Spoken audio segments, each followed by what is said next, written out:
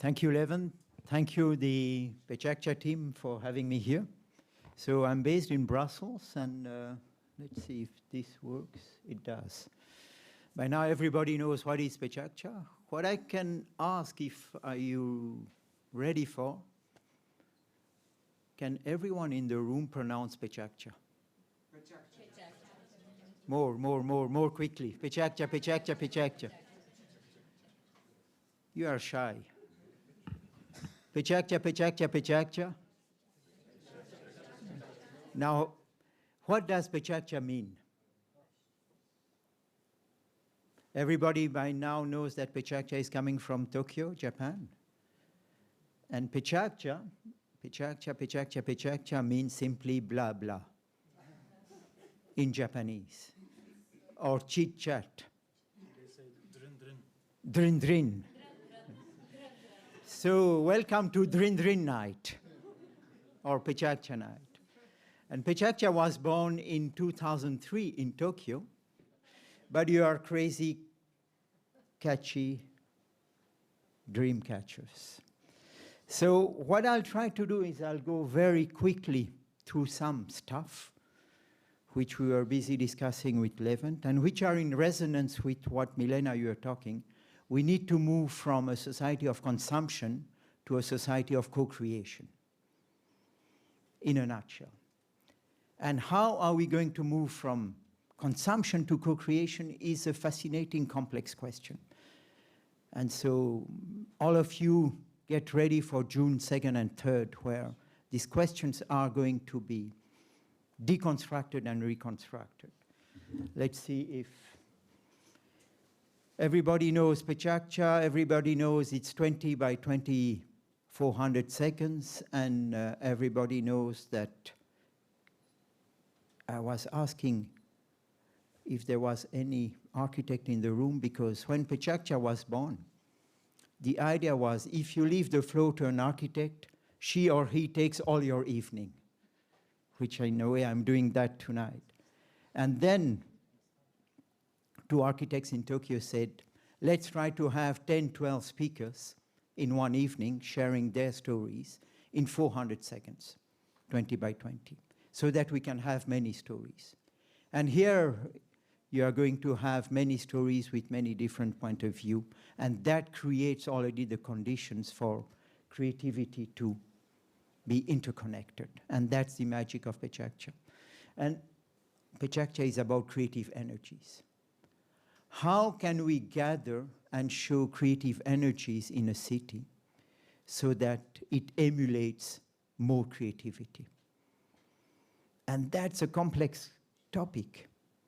And you have been busy with policy making, and many policy makers have to realize that creating conditions for accelerating, catalyzing creativity is not an easy job.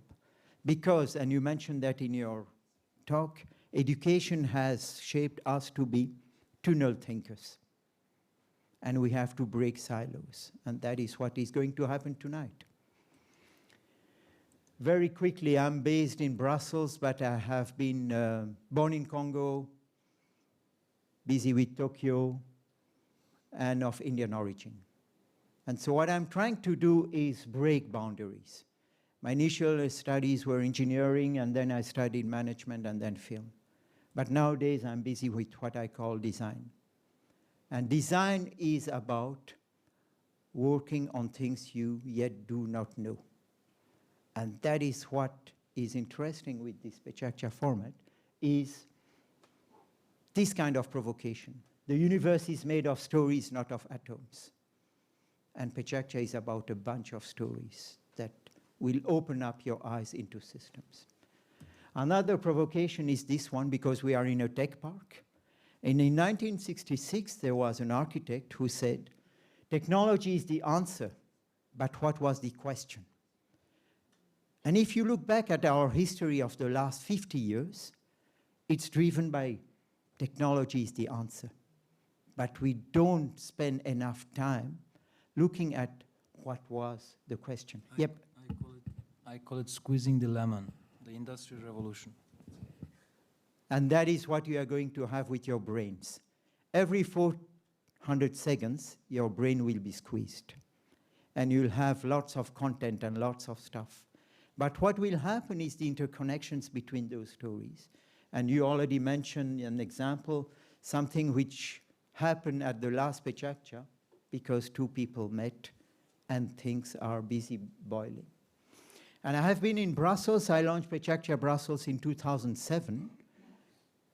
And I'm still continuing organizing that every 2-3 months. And I had more than 1,000 speakers. And that is why Levent and I said, okay, let's try to connect and explore different stuff. These are some of the keywords that are thrown in your technological scapes. And we can spend many hours on this. Actually, about design, I don't know how many of you are into design thinking and similar methodologies, but basically, I think 6 years ago, I went to Soft Union and I said, please stop developing juges. Because basically, if you just juge is? Dwarf. Oh, okay. Basically, it's just made for working in factories, you know, and they call it DevOps. It's really like literally there are companies who are really proud of saying we have a web factory to build websites. So basically, just teaching people technology is not enough because they don't have those skills that that Alok discovered. That you also have to start managing, right? Managing is the science of, getting things done and organizing. But my conclusion with Alok, during COVID, we did a virtual conference for the Project Management Institute about leadership. The conclusion was that we are not engineers, we are not makers, we are not workers, but we are evolving into designers. Basically, when technology comes and makes everything possible, the only thing, the role that the real creative job that you can do is to actually design. Whether it's organizational design, project design, process design, solution design, whatever you want to call it. And what most software developers don't know is that actually the book of design patterns, which is used for building software, was actually written by Christopher Alexander, who's an architect. And he wrote this book saying that building, timeless way of building, building stuff, is actually something you do with iterations. You pass this knowledge from generation to generation. It's a craft, experience, and knowledge of making that passes, because every iteration you learn, you add a new feature. So in a way, even agile, which is kind of was fashionable for the last 20 years, now is going out of fashion. The point is this: if you know how to build stuff, if you're an architect, this is the highest profession. And look at also the artists of Renaissance. They were all architects because they knew how to build stuff, right? So what I'm trying to say is this: it's not about thinking, mindset, or I don't know, UX, but actually we are all becoming designers. Technology is helping us to do that. And I would recommend you to just go back to your CV, look at the titles that you had in your career, and basically don't be just one thing. Be a designer. Be a designer, and first of all... Now, a designer means be nothing, huh? So, in a way, yes, because you have to know everything to be able to solve every problem. But also, here's the challenge: how do we actually design our city? How do we design our life? How do we design our relationships? So I think this is where we're going to spend maybe the next 200 years, not making stuff, but actually try to understand how are we going to be happy? How are we going to be happy? This will be our biggest challenge. And maybe I'll share with you next time. Basically, in the human evolution, we are going from Homo sapiens to Homo amans. We have to become loving creatures. We have to learn how to love properly. So that's also design. Okay, I'm out of it. Levent was hacking. Levent is a hacker. And hacking is an interesting attitude. So hacking is one which is trying to explore that, what was the question? And we need to have a hacker mindset.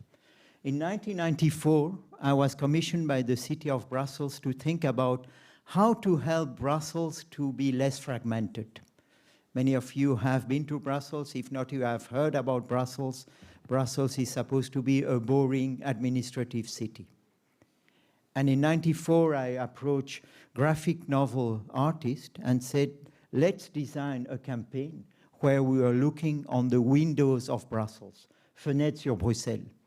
And we tried to use that metaphor to see how to help people, everyday citizens, get engaged with the creative sectors of the city using what we launched, a creative cultural passport.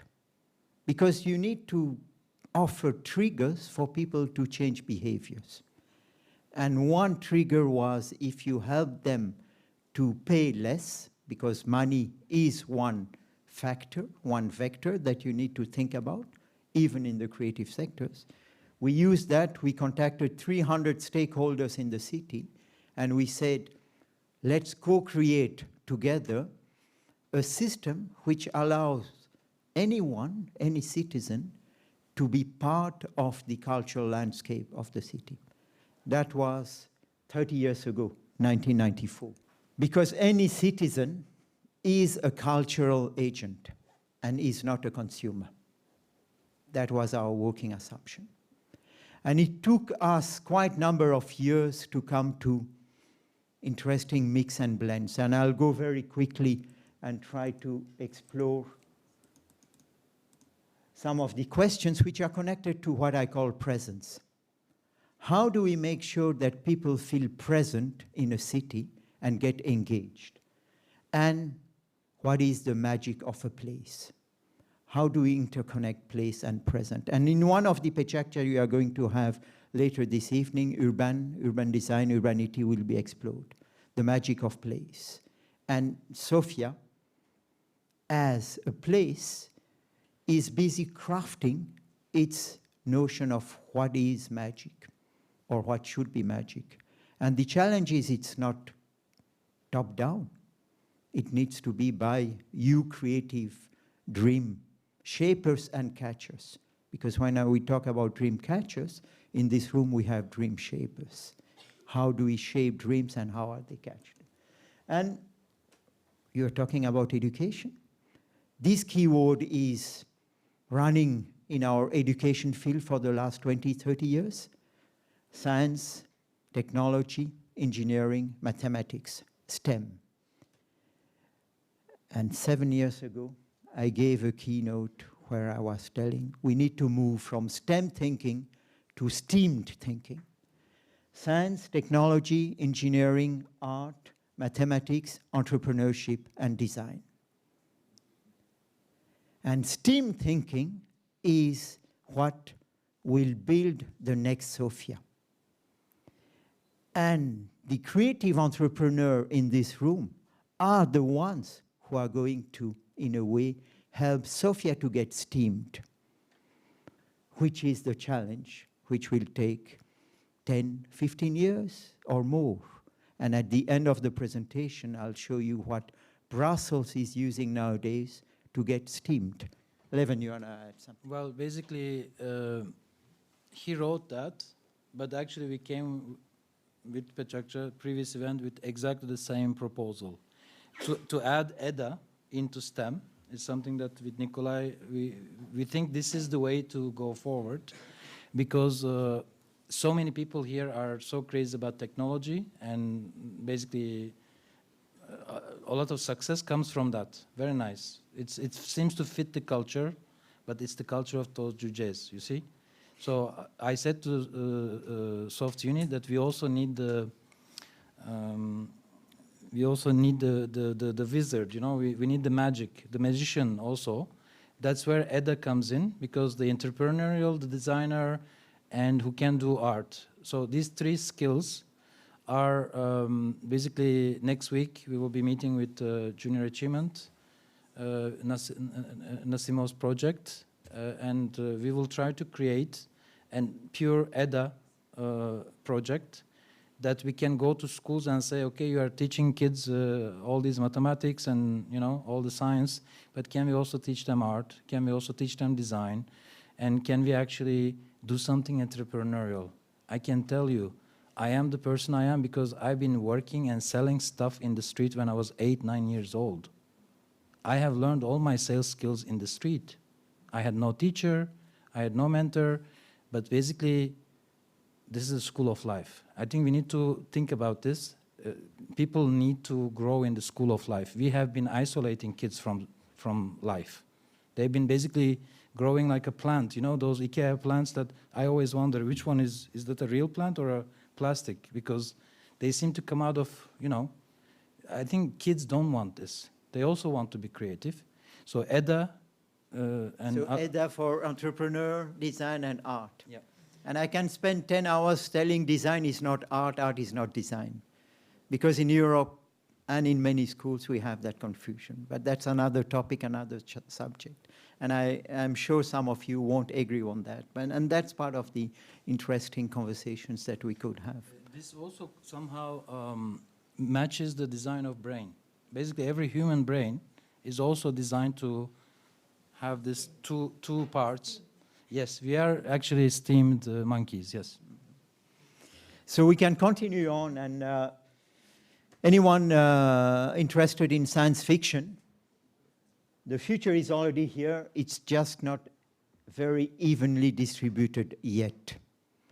And that is what PechaKucha is bringing to us in an evening.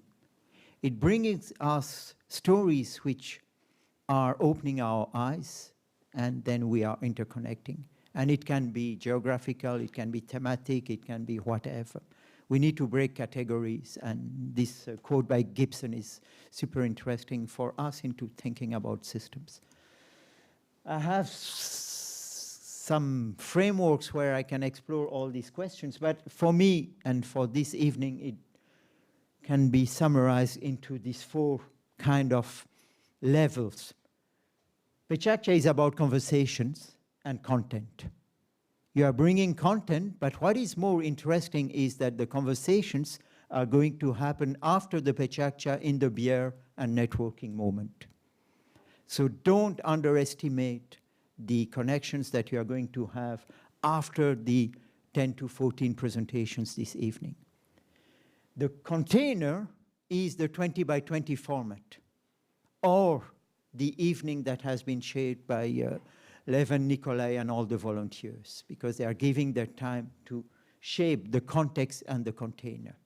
Now, this framework of context, container, content, and conversations is something that we can apply to Sofia as a city, because city is a context. And as urban designers, we are designing context. What we were discussing earlier is that most success here seems to come in bubbles. So a lot of people who are very successful, what they do, it doesn't spread to the community because it's a bubble. So and so we need to interconnect exactly content and conversations. And that's a way of looking at systems which can allow all of you to become a next PechaKucha speaker, to inspire, and to begin to work on co-creating stuff. And that is the challenge of what I'm busy nowadays. Stories of systems, systems of stories. And as a creative entrepreneur, how to build systems where stories can be exchanged is already happening with this PechaKucha evening, and we have tons of examples. In a previous life, some of you might know this character, Tintin, the comic book. I was the head of design of the digital activities of the publishing company, and my job was to look how to translate stories from paper to screens, to immersive spaces, to interactive narrative. And all this is about reframing where stories are taking place, how they are taking place, and what are the next phases. And so I can spend hours talking about ecologies of media and all this kind of stuff, but I'll quickly skip that and look into this. How are we forming stuff? How are we informing? How do stories perform? And how do we need to be very careful about disinformation? Fake, deep fake, and all that kind of stuff. And the magic of PechaKucha for me is the magic of being in a real place with real people, sharing real stories, and having real glass of beer, wine, water after this, where the conversations will take place. And that is where the communities of dream catchers need to become bigger and bigger. And your challenge is having one PechaKucha every month on 20th of the month, because 20 by 20. And in Brussels, usually I do the PechaKucha beginning at 20:20 in the evening. And that is where simple rule, but creates engagement modalities. And nowadays I'm professor in a culinary school. So some people ask how an engineer who has studied cinema is professor in a culinary school. Because food is story. Yes. You know, Bulgaria has 0 Michelin stars. So that's the next challenge. We should change that. But Michelin star is the Formula One of food. We need Formula One to do research and development, but we need also to empower everyday food design, food making. So we need both, and that is about creating conditions for shaping stuff. And I'll skip this, but I'll stick to this one and then slowly learn and open the flow for all the PechaKucha speakers. Design always begins with a narrative and gets concrete through interactions, artifacts, environments, infrastructure, experience, and stories. And what you are going to hear this evening are a number of stories which are interconnected to all these different components. And I use this as a kind of way of looking at how design helps to shape your intention, because the word intention was used by Milena, and how these intentions need to be crafted. And then we can skip all this and come back to technology is the answer, but what was the question? And my 3 questions is how to design, how to narrate, and how to navigate. How to navigate in a city, how to navigate in knowledge space, how to narrate, how to navigate, and how to design means how to shape things which yet do not exist. And by getting inspired in all these different stories, you are going to shape the next. And I'll quickly share you Brussels example nowadays, 30 years after. Brussels is busy looking on a new branding systems because it's a fragmented city. And what they came up after 2.5 years of work and there is a lack of common vision which has diluted the brand equity of the city. And they are busy now working on how to position the city of Brussels with one quote, dare to be yourself, which can be applied to any city, of course. Sofia, dare to be yourself. And how are they translating that? This is the new branding of Brussels that you are going to see. It is a premiere for you here. And this one will be tested in different, like this was shared in Milano, a city deciding to do a kind of pop-up store where they are interconnecting different creative people with their offering so that stages like the Milano or the London Design Fair and places like that get attracted to what is happening in Brussels. Similarly, Sofia can do the same.